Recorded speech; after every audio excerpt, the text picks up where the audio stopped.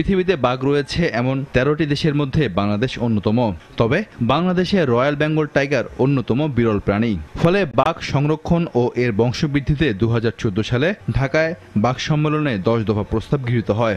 কিন্তু রয়্যাল বেঙ্গল টাইগারের প্রধান আবাস সুন্দরবনে আশঙ্কাজনক হারে কমে গেছে এগুলোর সংখ্যা।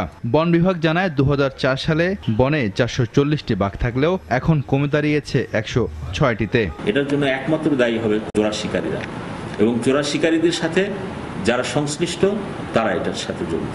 গেল 3 দশকে সুন্দরবন ও এর আশেপাশের এলাকায় চোরা শিকারী ও বনদস্যুদের হানা, গণপিটুনি ও প্রাকৃতিক দুর্যোগে 67টি বাঘের মৃত্যু হয়েছে। এছাড়া খাদ্য সংকটে অনেক বাঘ মারা গেছে। প্রথম দুইটাই হচ্ছে বাঘের যে শিকার এবং হরিণের শিকার, মানে বাঘের খাদ্যের শিকার। এটা খুবই স্বাভাবিক যে এই যে হুমকিগুলো যদি বাঘের জন্য থাকে তাহলে বাঘের সংখ্যা আশঙ্কাজনকভাবেই কমে যাবে। চোরা শিকারীদের হাত থেকে বাঘ রক্ষা ও এর যথাযথ সংরক্ষণ সহ বাঘের সংখ্যা বৃদ্ধিতে উদ্যোগ নেওয়ার কথা জানান বন বিভাগের এই কর্মকর্তা। সমন্বিত উদ্যোগ আমরা গ্রহণ করেছি টাইগারের ক্ষেত্রে।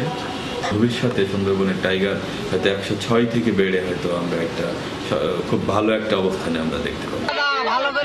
পরিবেশের ভারসাম্য রক্ষায় সুন্দরবনের বিরল প্রজাতির এই রয়্যাল বেঙ্গল টাইগার সংরক্ষণে পরিকল্পিত উদ্যোগ চান স্থানীয়রা। নোমান শিবলি, RTV।